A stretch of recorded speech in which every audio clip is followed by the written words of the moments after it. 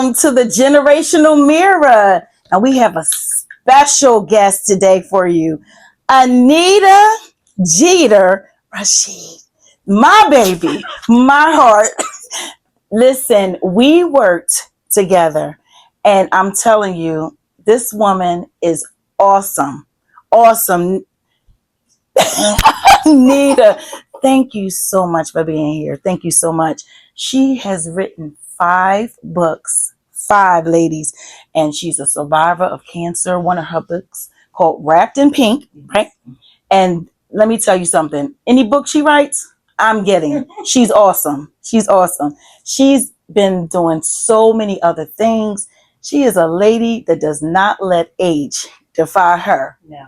That's right. We twins on that, Nita. We twins on that. I'm really so glad to have you here, Nita. Thank you so much. You are very welcome. But you know I wouldn't have missed this. Aww. I wouldn't have missed this for the world. And speaking of someone that's so dynamic, so is this woman, and you all probably already know that. But she has a beautiful heart. You see, she's beautiful on the outside, but she's just as beautiful on the inside. Oh, my twin then. Thanks, Nita. You're welcome. And her episode is called Aging, Grief, and Grace. And I'm telling you, ladies, this is something you don't want to miss. This episode is special to me because it's a lot that we just didn't know. And this is something that back in our day, we didn't talk about this. Now, did we? Who talked about menopause? Who talked about aging? We didn't want anybody to know. That was sacred to us. So, but we're going to be here to help you as we're going through it. So we're going to start our episode. So our first question, Nita, what are some things you go through as you're aging physically and mentally? So for the physical part, it has been the weight gain.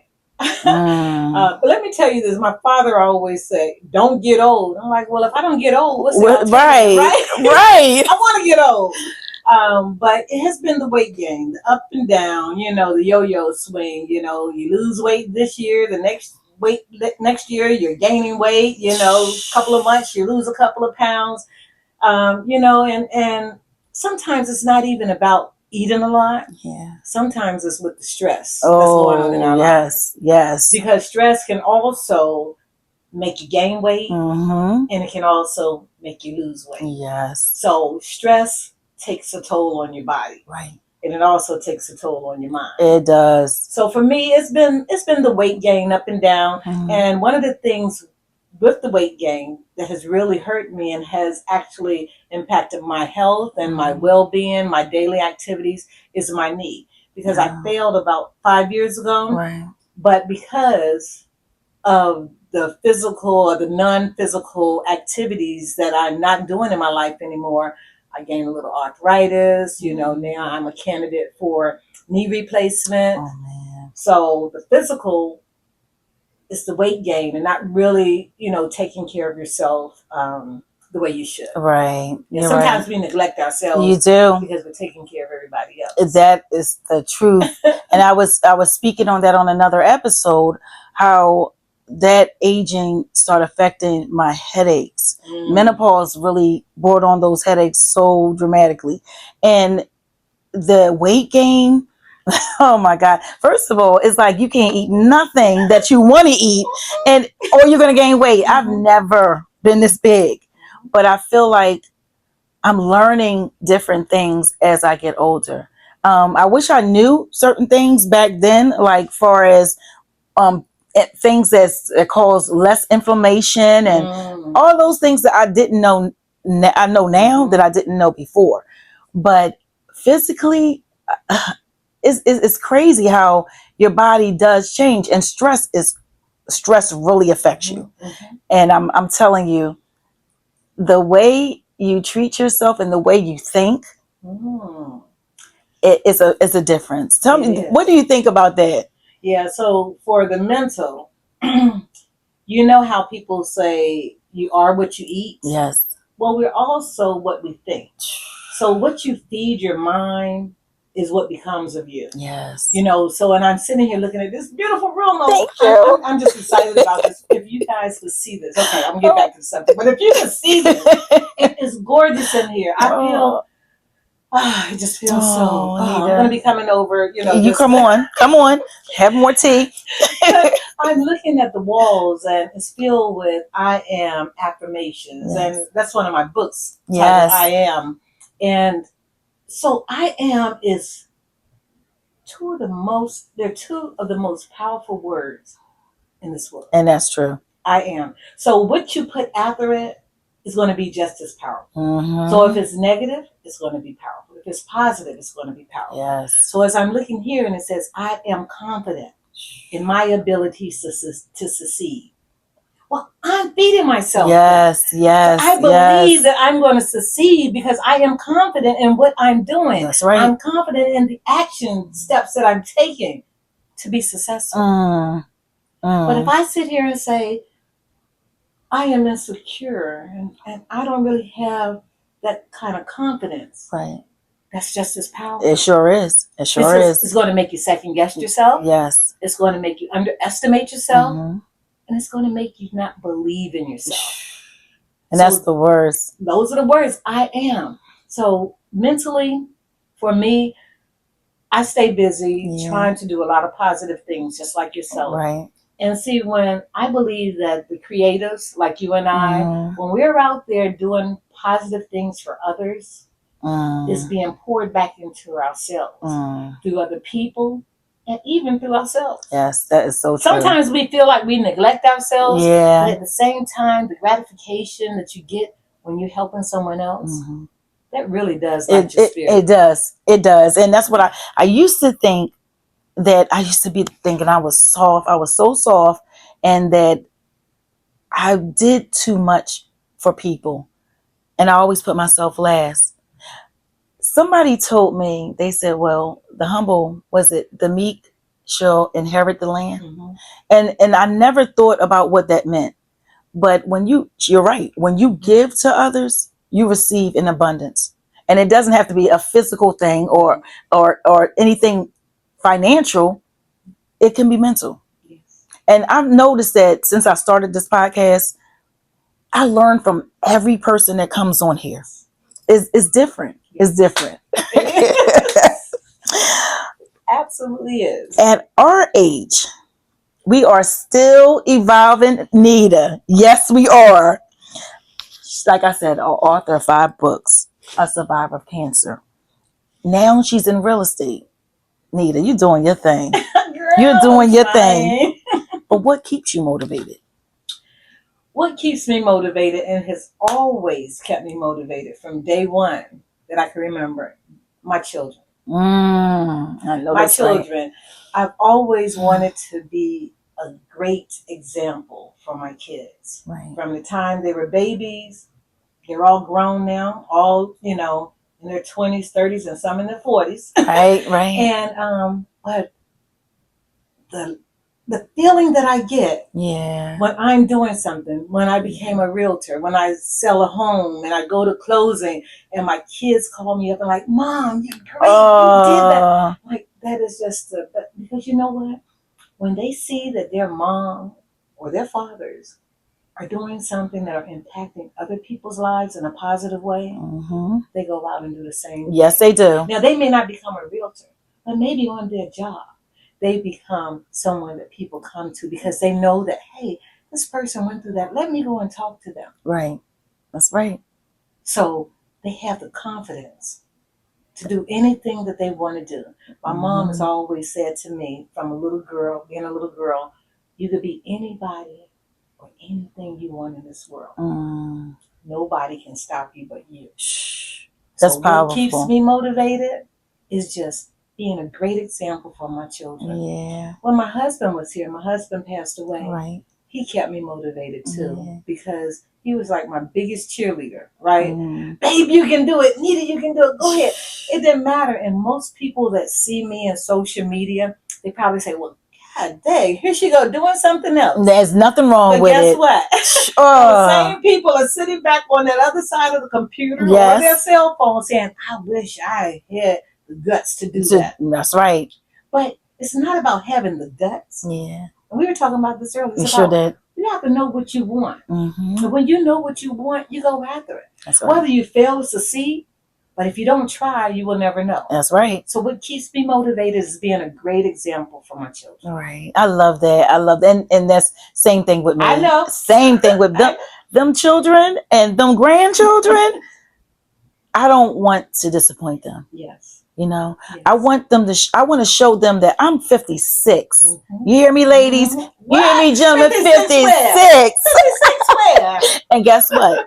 I'm still moving. Yes. I'm still doing things. I'm still motivated to live. You know, and I want them to have that same spunk, which they do. Mm-hmm. Yes, but they do. It has to start somewhere. You have to show them. And I love that, Nita. I love that we're not allowing age to say, no, I can't do this, or I'm not scared to do anything. And you know what? Let me tell you something. You're going to be fearful of anything that's new. Yeah. It's just natural. It's natural. But it's what you do after. Are you strong? The strength doesn't come in deciding what to do. The strength comes in, what are you going to do? Say that again. Oh, say that again. The strength is not deciding what you're going to do. The strength is doing. Let's change that. Doing what you want to do. How about that? That's even stronger. So you do what you love. Yes. Because you love what you do. Now I love that. I love that. That's wisdom, ladies. That's wisdom. What part of getting older has surprised you the most emotionally?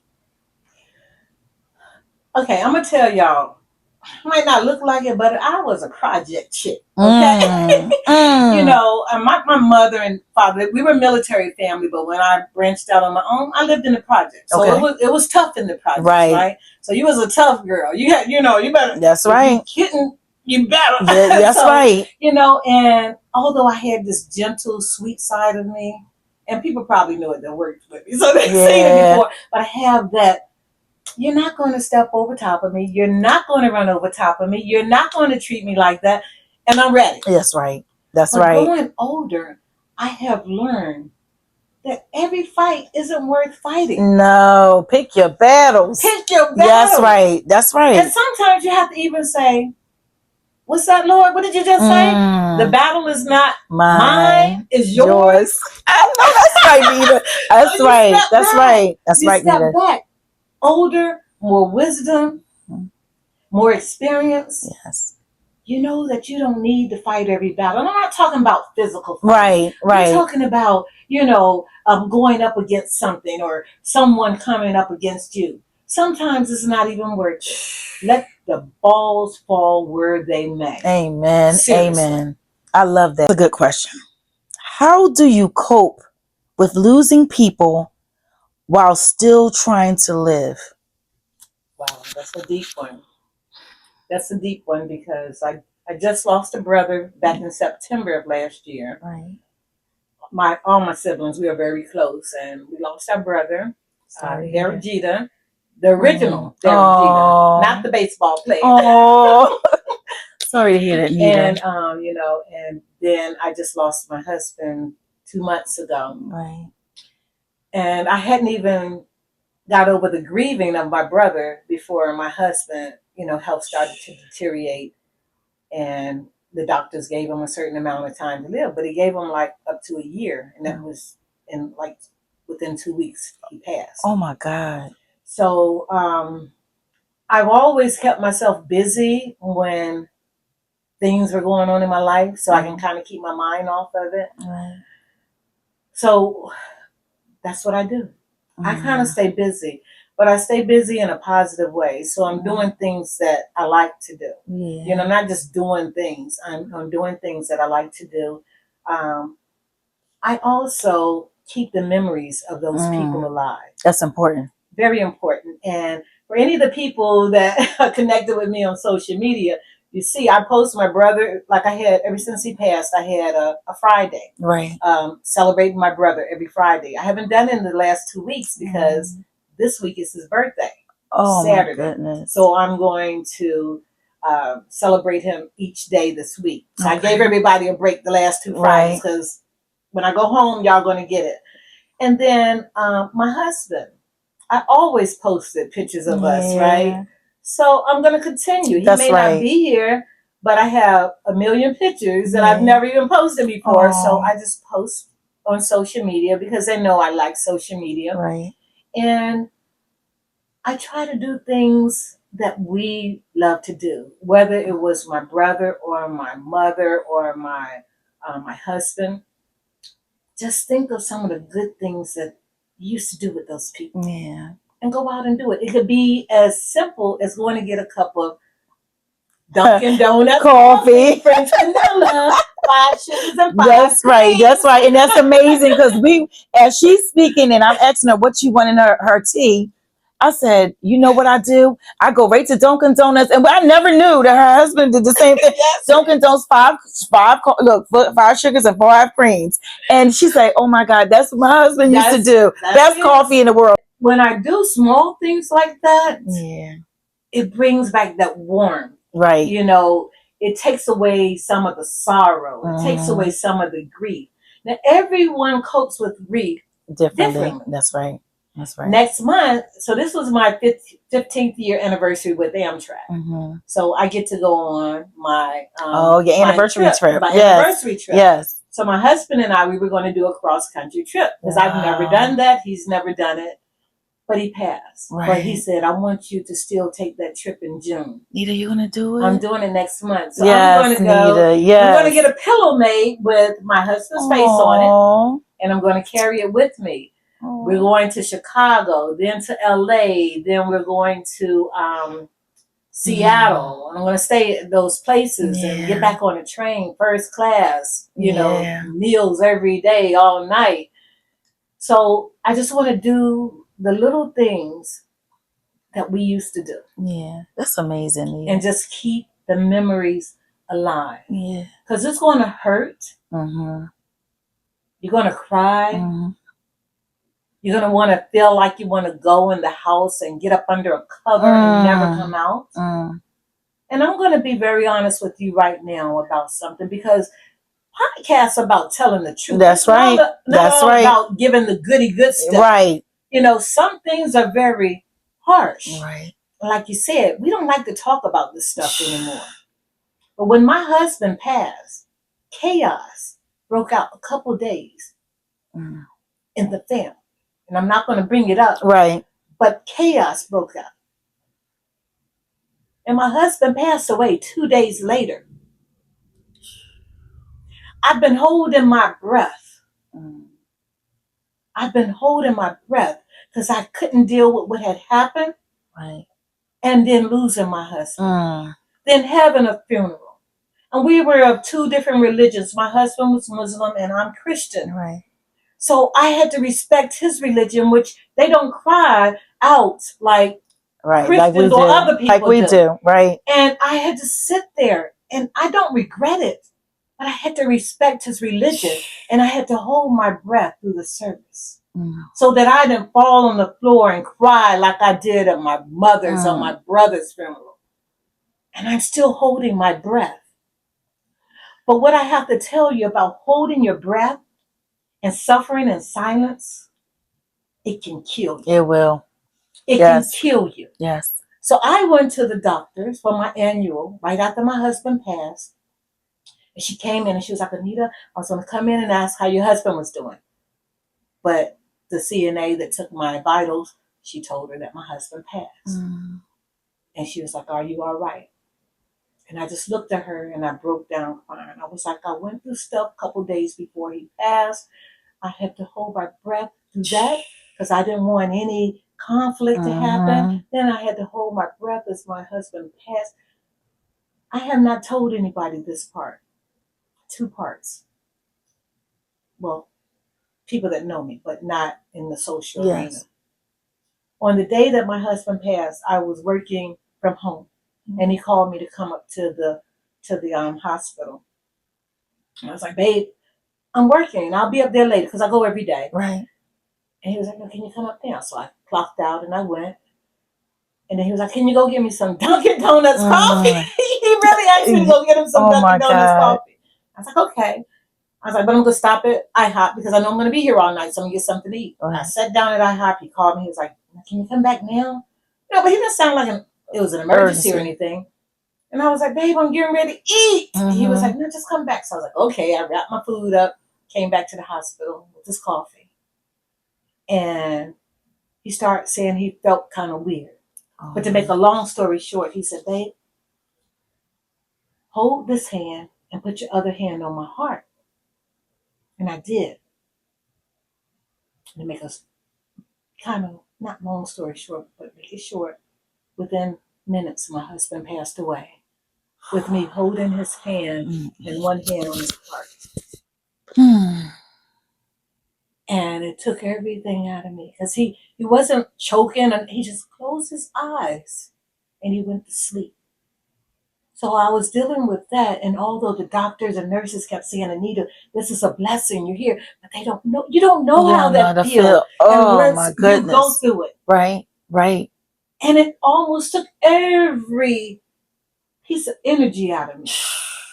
So when I went for my physical, and I'm crying, and the nurse, and I told her about what happened, everything. I just spilled the beans on everything. Yeah. And she just got angry, and she was like, "Have you done anything for you? Have you gotten any help?" I was like, "No." I was like, "I'm just going to go home." I was like, "I'm going to retire. I'm just going to stay in my bed. I don't want to get out. I don't want to do anything."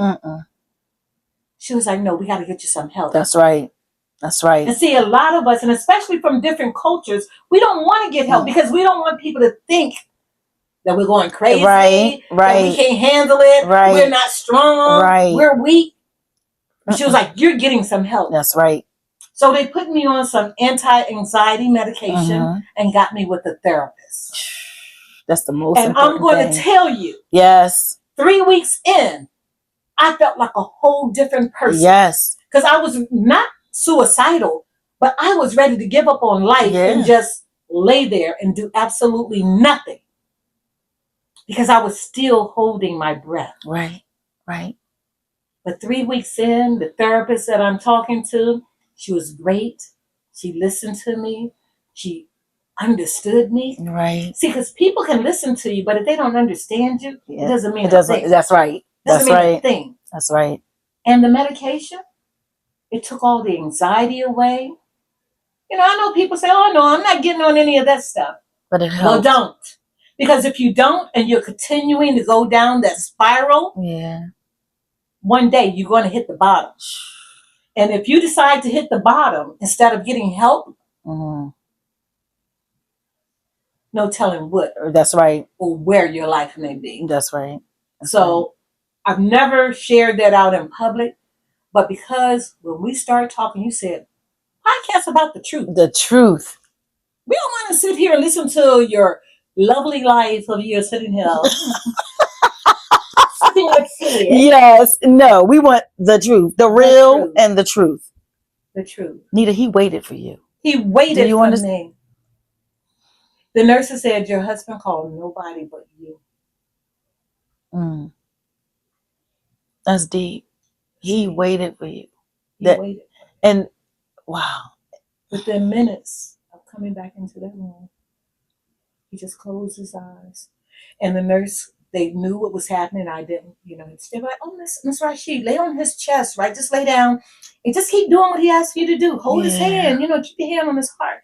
And I closed my eyes and I just laid there because I didn't think he was passing. Right, right. I laid there and then all of a sudden I opened my eyes. There's nothing. It's just peace and quietness. And I could feel the peace. And I look up and there's nothing but a bunch of doctors and nurses standing around the bed. And I'm because I've seen this before. And I'm like, "Why are you in here? Why are you in the room? Like, my husband is just laying there. He's okay. Y'all not doing anything urgently. You're not like pumping or anything. So why all of you in there?" And they're just standing there looking at me. And they said, "It's gone. Your husband is gone." And I said, "Gone where?" Like, he's right here. Right. I see him. He's like, look, he's just like, because he looked like peace. He was asleep. He was in peace. In peace. And they said, "Your husband passed." Oh, Nita. But they said he passed in peace. He wasn't choking. He just closed his eyes and went went to sleep. Oh, And I Ada. will always remember that day. So I know when you lose someone, they don't want you to go through this anguish. They want you to be happy. Yeah. They want you to take care of yourself. So don't let yourself spiral and hit rock bottom. Get help. Reach out to a family member that you trust, a friend that you trust, a coworker that you trust, a therapist, your doctor. Because it's nothing like feeling the way I felt before I got help. And that was like I just wanted to give up on life and just sit in a room and do absolutely nothing. The help is important. Yeah. We discussed that on another episode as well. How I couldn't get myself together. And our race, we don't think that therapy is important. No. And trust me, it really is. It really is. If you need help, please reach for someone. Oh, Nita. Okay. So, have you ever felt pressure to just slow down? And how do you respond to that? You just did. Hey, we not even. She just did. That motivation that God is giving you. When you're attached to a higher being, no matter what you go through, it's going to give you that push. It's going to give you that. And I'm not saying don't see anybody. I need you to see the therapist, but she has something deeper in her that made her get help. You understand? And that's important. You have to pray. You have to get into. Listen, your higher being, no matter who you call it, Exactly. you have to get into somebody and talk. And I mean, you can reach for people that's close to you too, because that's what I did.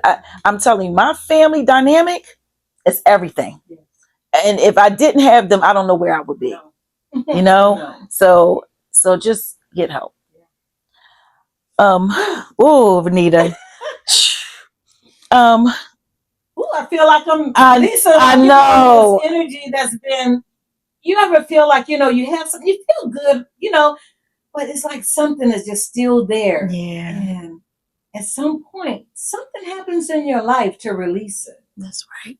And this might be it for me because right. I know that you're sharing on your podcast different subject matters to help other people that are out there. That is true.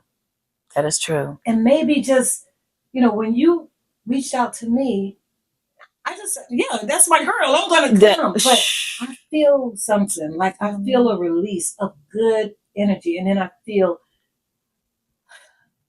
the intake of good energy while we're sitting here. See, I love that. I love that, Nita. We needed this. We need it. The talk we had prior, man, y'all ain't ready for that. Not yet. Not yet. All right. What stories were you most afraid to tell in your book? Ooh.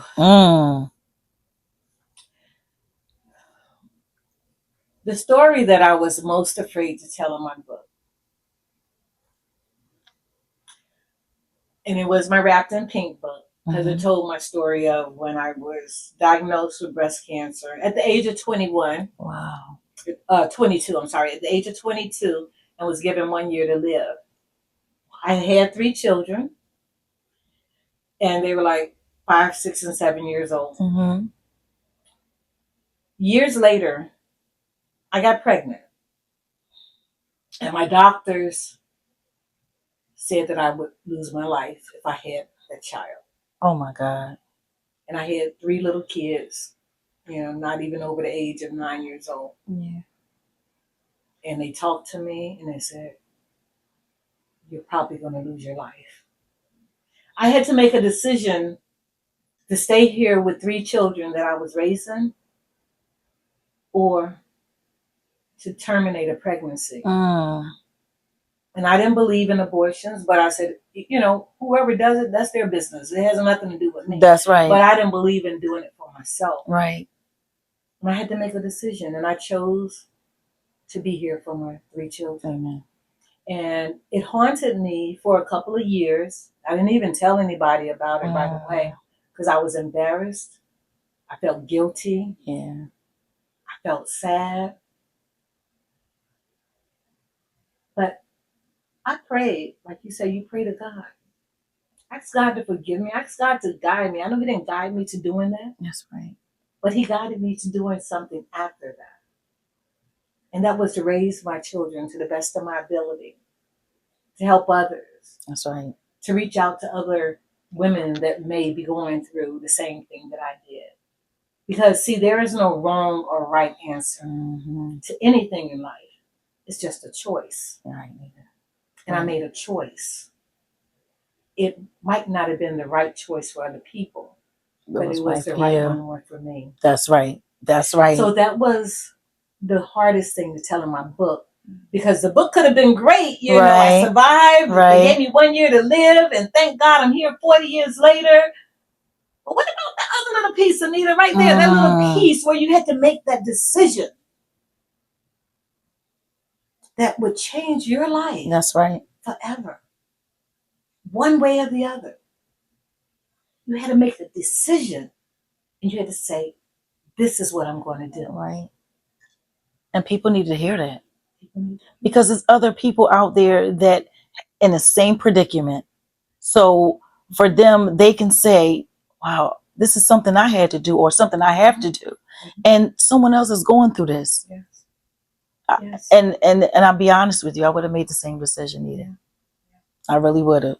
And you're here. And I'm here. And you're inspiring other people. 40 years later, got to see all my kids graduate from high school.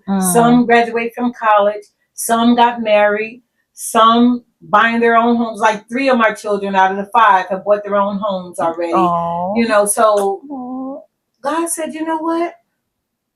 You might have made that decision, but I'm going to use you. I'm going to use you. And that's what He's been doing all my life. Right. Right. All my life. And I live so God can use me. And it's so many diagnoses that the doctors give you. I know women, and I wanted to talk about this earlier. I know women that they told they had their first miscarriage on their first child, and they told them that, oh, you'll never be able to have kids again. Oh, wow. Or people that were diagnosed with cancer, oh, you only have 1 year to live. Those same women, 3 kids in now, you know? So only God determines your future. I want you to listen to your doctors and things, but understand you can fight through anything. Yes. And don't give up. When they tell you you can't have any more kids after that first miscarriage, you keep on going because you don't know what God has planned for you. That is true. That is so important. And I know multiple women that they said they will never have kids. And they have 2 kids in. Listen. Getting ready for grandkids. Listen, please don't give up. Have hope. Have trust in God. Because He's the master of all plans. Remember that, ladies. Let me say this, Tasha. After that, my doctors did tell me that I should not have any more kids. I was young, right? I was in my 20s, like, what if I meet the other guy that I might be with right now if you want children? Right. So, I didn't get my tubes tied or anything. And then I got pregnant. They told me I couldn't. They said I wouldn't be able to have any more children. And I got pregnant again. And they kind of told me the same thing. And I prayed. And I was like, God, I get pregnant again. Well, you know how you got pregnant. You know what you did. But I was like, how did I get pregnant again if I'm not really supposed to have any children? I'm trying to be a good person and do everything right. I was like, I'm going to decide to have this baby this time. So after those doctors told me I couldn't have any more children, I had 2 miracle babies. Look at this. And they're all grown. Look I've at seen this. them graduate. One got married. One just had, he has 3 children, married, and has twins. Just had twins a year them ago. pretty babies. Yeah. So, you like Tasha said, you pray, but God gives you a mind. Yes. And pray. Now, maybe the first time it might have happened. Maybe I might not have survived it. Right, right. But that next time, God gave me that conviction in my heart that I could do that. I could make a different choice this time. Right. And I did. And then I had my second one. And they're here. They're healthy. I'm still here. 40 years later, all I can say is God is good. God is good all the time. All the time. God is good. That's right. And you mean that. Yes, it is amazing. And you just got to hold on to that trust that you build up with your God. Yes. I'm telling you, it's so many things that happen in my life that I just never thought I would get through. Yeah. And prayer, listen to me. It's worth it. It's worth it. Oh, Anita, you got me so emotional right now. Let me sip on my tea. That's exactly. Oh, okay. Which book felt the most personal to write? Was that Wrapped in Pink? It was Wrapped in Pink. Yeah, definitely. Yeah. That's my baby. Wrapped in Pink was great. Yeah. It was great. It was great. I'm telling you. And that's when I became an open book. Yeah. So, Yeah. I wasn't afraid to share stories. After I shared, the things in there, I was like, I'm good now. That's right. That's right. I can share anything now. It does. It opens you up. It opens you up. And the 2 books that I have is The Lost Reflection, and I did a No Stop Tell. And we're going to do an episode later that's going to open up all of that for you. And it does. Well, the first time, Nita, let me tell you this, that I have never told anyone. The first book that I wrote, I started at 16. And I'm telling you, I didn't have the experience of what I put in that book. But I started writing it out. And I had it on a spiral book, just the beginning of it. And what it was, I started with poems because I love poetry. And I started with poems, and it took until I was, how old was I? 30 something. I can't give you exact, but I was 30 something. No, excuse me, back up. 40 something. Okay. That my ex-husband found my spiral book. And he was like, wait a minute. Now listen, you need to finish this. Wow. Because this is awesome. And I was like, really? So every day I start putting things in there. And now thank God, because God knows a plan. He knows my plan. He made a plan. I'm sorry. Right.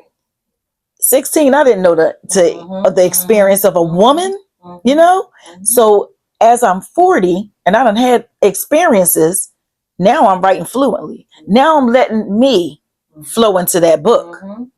So I'm telling you, books, and I say this to say, when I talk to a lot of the young women, I say, write down what you feel today. Because what was tearing you up today will be nothing tomorrow. Yep. If you start writing things down, you'll get those emotions out. And it feels differently once you put it on paper. Yes. And then I want you to read it. I want you to really read it. Like, give it a week, because it might be still, in your spirit. Give it a week. And those problems won't seem like they're the strongest problems anymore. Try that. But writing do release you. True. It does release you. It does. Oh, man. Now, we talked about aging. We talked about grief. Let's talk about grace. Okay. You ready? You ready for this? I'm ready. How do you give yourself grace while watching yourself age? The generational mirror.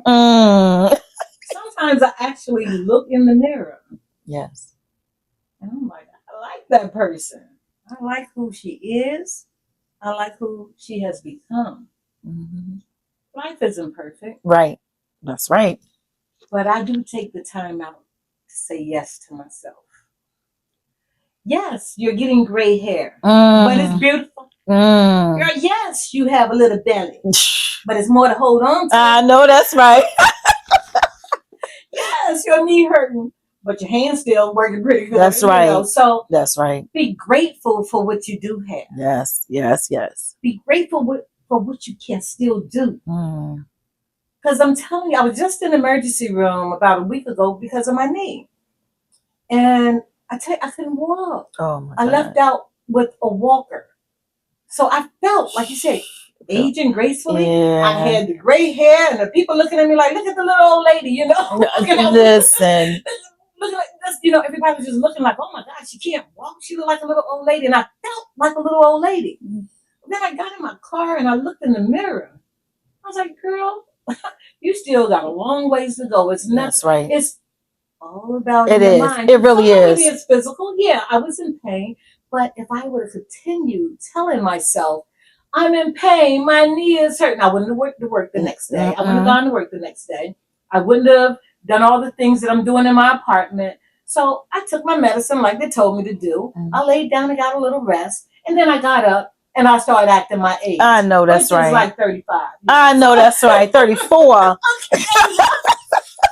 So, That's right. you know, so it's just all about that same thing. You are what you think. Right, right. You become what you think. I am the two most powerful words in the world. Now, what are you going to put after? I am old, but then I want to be old. Yep. I am youthful. I'm older. Right. Not old. I'm older. That's right. Was yesterday. Right.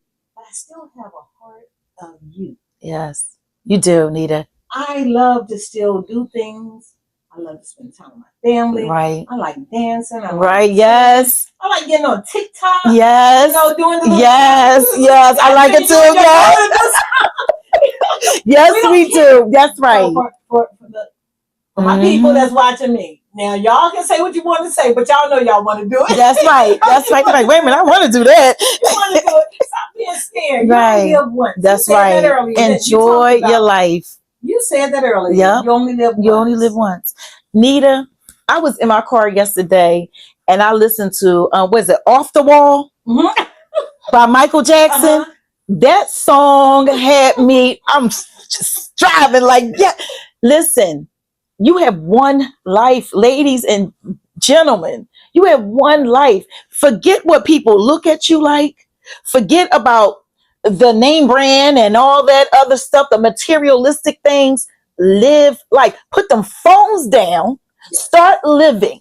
If you notice, the only time I have my phone is I give you a little bit because I love sharing. I love sharing good moments, you know. So you'll see me doing little things and then I put my phone down because you know what? The rest of the time I'm enjoying life. It's a difference. I'm not doing it for show. I'm just showing you that you can do it. That's all. And I'm telling you, living, that's one good thing that I feel that I told my daughter the other day. I'm not gonna cry. The other day I told her, I said, if something happens to me today, I did it. I did. I lived my life. I done graduated when I was 40 some years old, out of college. I put my whole life on hold because my kids are more important to me than anything. Yes. So I graduate when I was 45. I wrote 2 books. I'm on a I did this podcast. I did this room. See this room. You can't see the whole room. I came in here and I sang and I didn't know how to sing. I'm like, my jaw dropped. She has to do a camera one day and just go around and show. I mean, this beautiful 4th-generation picture over here. Yes, girl. Nita. This woman right here is very talented. Oh, thank you, she baby. Is a creative. But y'all gotta see this one. Oh, thank you. You gotta live, guys. Don't let the simple things take you out of living. You don't want to be old and regretful. And that's what I'm noticing a lot about older women. They're mean and they're bitter because they're regretful. You're not gonna see that with us because we have a lifestyle that we give, we love, and we live. And that's what you got to learn to do. One life. Ugh. Send chills down my back. Yes, yes. What does peace look like for you today? Mm. Okay, this is really a joke if my kids are watching. Ain't nobody in the house with me but me. Peaceful. Nobody Yes. asking anything. No, peace today for me, I think is my husband used to always say, men just want peace, right? Yes, Oh, yeah, yes. we do too. But peace for me today is just knowing that when I get up every morning, open my eyes, look out the window, Right. that I can be grateful that I am living, that I am here to see another day. That's peace to me. You may say, well, I mean, what does that mean about peace? Because there are some people that are worried every day Yes. Yes. if they're going to be here tomorrow. Mm. There are people laying in the hospitals right now wondering if they're going to be here in the next hour. Right. There are families at home. I was one of them that was worried if their loved one was going to still be here. So peace to me is just waking up with gratitude, gratefulness, Yes. being thankful that you're still alive. That's what peace is to me right now. That's awesome. And it's the same meaning to me. Just knowing that not only am I still alive, but I've done so many things to impact other people. And people, I was telling my daughter the other day, she was like, "Mom, now you're going crazy." I was like, "Could you just go outside with me and just sit near the tree? I want to get grounded. I want." Listen, she looked at me. She was like, "Now, Mom." And wait, and I told her, I said, someone told me to carve my name in the tree. She was like, "Okay, I want you to read up on that first." And she's so scientifical. So I read up on it. And the person who told me that she's awesome. I met her 2 times in my life, and I'm telling you the impact that lady had on me. She's a nurse at my mother's cardiology doctor, and I became a patient of his as well. Okay. So she was the nurse there, and she was telling me some things, and I'm telling you, me and her felt each other's spirit. We both got goosebumps. She's telling me, "Oh my God, I got goosebumps." I'm like, "No, baby, because you can feel the way she was." And she was telling me about things to do, being grounded. And I really, people that you meet is for a reason. Yeah. Like this right here, Nita, we needed this. Yeah. Absolutely. We really needed this. Absolutely. And I love that. I love that God's going to put in place who he wants to be in your place. Yes. Remember that. Mm-hmm. Nita. When this was over here, tell me about the carving in the tree, because my husband, he carved our names in a tree up in Newark, New Jersey. Yeah. Newark. Newark. I remember them saying that. Newark. Right. He carved our names in a tree. And then I have a friend named Nicole on social media. I met with her one day to walk through, through some wooded area park. Yeah. And she said, "Hug the tree." I was like, "Girl, I ain't hugging no tree." That's the energy that's being released. And a lot of people, and that's our heritage. People don't know that. But when you are, that's a part of being a part of grounding. Yeah. And I'm telling you that it does. It does. Being a part of exactly beautiful creation. And if you don't believe in that, I need you, before you close your mind to it, I need you to really read into it, research. Now, mind you, be careful, because some scientific facts will discredit grounding. But I want you to do what you feel. Yeah. Because I know when I did grounding, me and my best friend, we went out there. I said, we were feeling like everything was beating us up at that time. And I said, I've read something about grounding and I want to do it. And we went out there and we hugged the tree and we sat there, and I sat in Indian style on the ground and prayed, and it just felt different. It motivated me. And it's not for everybody, but I would try it. I would try it, because some things you just, I guess it sounds crazy because when sounds somebody crazy. told me, I was Sounds like, crazy. wait, I'm not I hugging did no it tree. once, but I might go hug one this weekend. That's right. That's right. But I it's only worth did it. once. I didn't know what I was doing. I was Yeah. like, hey, that's God created that tree. What harm is it going to bring to me? I hugged, except for if a bug. Right, right. Yeah, it felt good. It felt good. It felt good. It really felt good. Just read up on that for me, guys. And also, what peace means to me. Like before, I thought just going on a beach, and just hearing the waves. That was peace to me. It's different now. Like the things I had in the past is different for me now.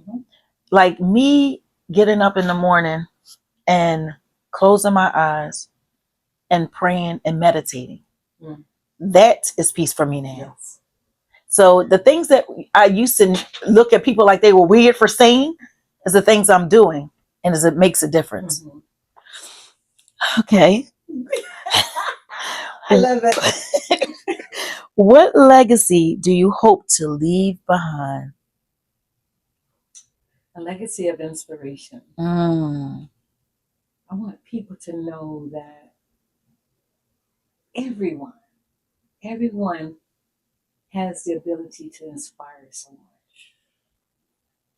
You may not even know that you're doing it, but when you do good things and when you do things from your heart, just being a kind person. Yeah. You never know whose life you may touch out there.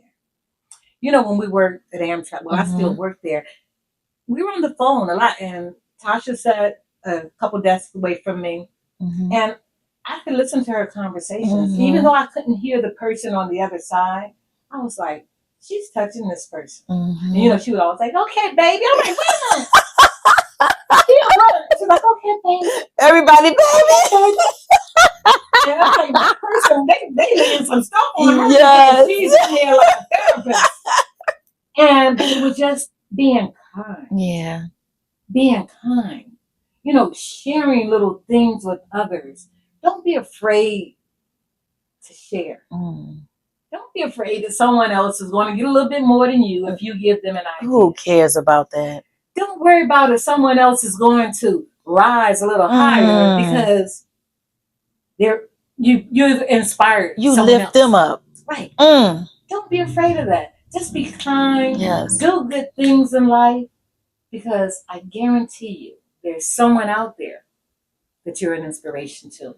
And that's what my legacy. I would love to leave. When people think of me when I'm gone, I want them to say, she was such an inspiration. Yeah.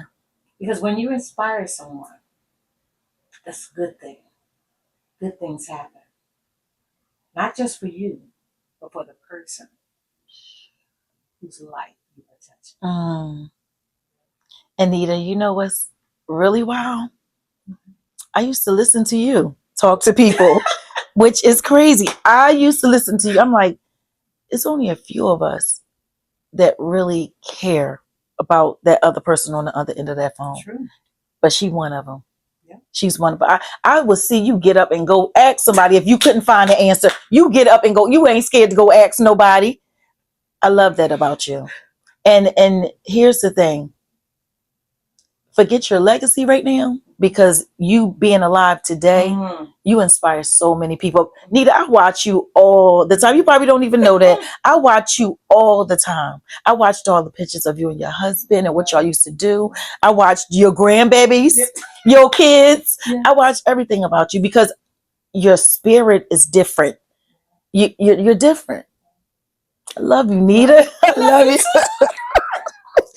For real, like you're different. Sister right here, I'm telling you. And when we work together, I mean, and like you said, it's a few of us, and we have, you know, people that we talk to within our, you know, our department. But it was only a few. But it was only a very few that really treated people the way that we did. That's right. That's right. You know, and I think that's because I think we're just born with that. It's in our blood. It is. It's just in our blood. It is. You can't, some things you can't be taught. It's just there. It's just there. You're right. You got it or you don't. That's us. So we don't finish our questions. And Now, I don't know, Nita. This is a little deep. The tea time with Tasha. Oh, Now, these are cards. Now, let me Okay. tell you. This is wind it up. okay. Wind it up is wind it up. Okay. It's a little spicy. Okay. And this is tea time with Tasha. A little less spicy, but still juicy. Okay. So, which one would you prefer? I'm not a spicy food person, but I'm a spicy person. Oh, go ahead then. Go ahead then. Let me see. I'm gonna go in the middle. Okay. And there you go. All right. And my husband pulled that. There you go. There you go. Would you rather have a partner who is adventurous in the bedroom or who is deeply romantic outside of it? I can't help both. No, not in this card. Okay, read that again. I have to think on that. Would you rather have a partner who is adventurous in the bedroom or one who is deeply romantic outside of it? Mm. Mm. Oh my! If I had to choose, Yes, I would take the romance. I would take too. the romance Mm-hmm. because I am a romantic, and so if you're gonna throw little rose petals and you're gonna have candles lit when I come in the house, I love that. one stem roses. You don't have to bring a whole big old dozen, or 2 dozen of roses. One stem rose that you went and picked out. Like, this is the most beautiful one for my wife. Don't that mean so much to you? Oh my God, the romance. And honestly, at our age, adventurous in bed is good. We like that, Yeah, but we do. it's not. It's what you do outside of the bed that makes it adventurous in When bed. you get there. How about that? How about that? Teach them That's something. right. That's right. I'm gonna do the same thing you did. I'm gonna move this one and grab this one. Let's see what this. Oh, I hate this part. Let me read. Okay, you read it. You read it. Oh God. What's something you tolerated in a relationship that you would never accept today? Jesus. So, oh man, and we got to be truthful, don't we? Yes, we do. So, I think when I was younger, I think it's the opposite for me. I'm gonna answer that question, but I'm gonna tell you this: it's the opposite for me. I was you do me wrong, you disrespect me, I'm done. I'm done. Mm-hmm. And this is something a lot of you don't know. This is my 4th marriage. I felt like once you get me to a certain part, and I know what I'm worthy of. Yes. So when you get to a certain part and you do me wrong, I'm done. So I left and I went on to the next. As I got older, not that I tolerate more, but I understand the idea of marriage more. And what I would left you for today is different. Left you for then is different today. Because we talked about this in another episode. As we grow older, we change. We do. I don't like being disrespected. Right. I won't tolerate putting your hands on me. I won't tolerate certain things. But sometimes when you look at the couples that have been together for years, they've been through some stuff. And they held on. We were taught as women to hold on. Mm-hmm. You're the best cowgirl out there. Hold on. Yeah. No matter what you go through. Yeah. But I think it's a little different for us now because we're more independent. We're more stronger. And we don't have to tolerate everything. So my answer to that is I will not tolerate being disrespected then or now. And if it's something that can be changed once you made that error, then I may have a different view on it. But it has not to be repeated. But if I feel like you will not change, I'm done. Wow, I can relate to that. Woo, Mm. girl, that was hot. That should have been in the spice. Right. That should have been over there. In the spice.